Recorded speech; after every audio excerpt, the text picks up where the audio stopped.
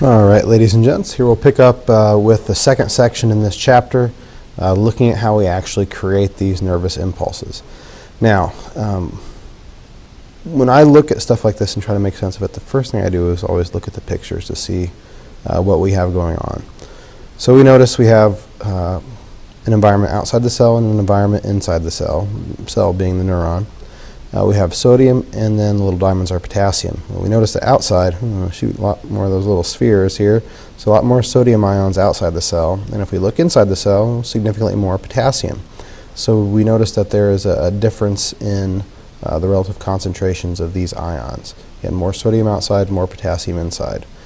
All right, I see there's a pump, so I know the pump's going to be moving these sodium and potassium ions in and out of the cell.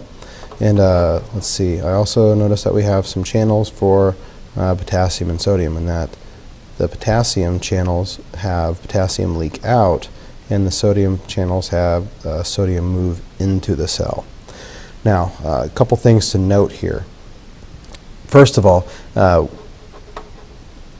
membrane has a difference in potential on either side, or electrical potential on either side of the membrane.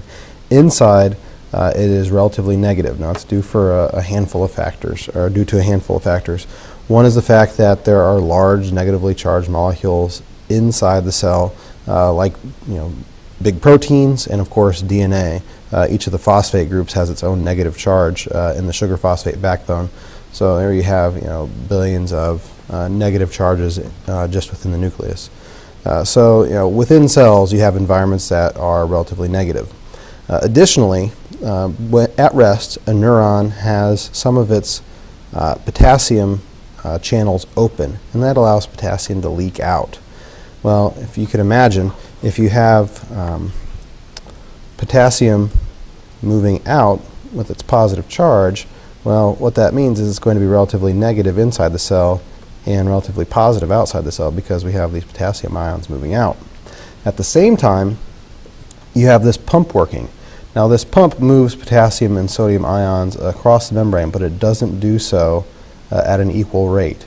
For every 3 sodium ions that are pumped out, only 2 potassium ions are brought in. So you're pumping out more positive charges than you're bringing in. So the net result of these large negative molecules, the leaking of potassium, and the unequal redistribution of potassium and sodium ions to the pump leads to this negative charge on the inside. And this is what's referred to as a resting potential.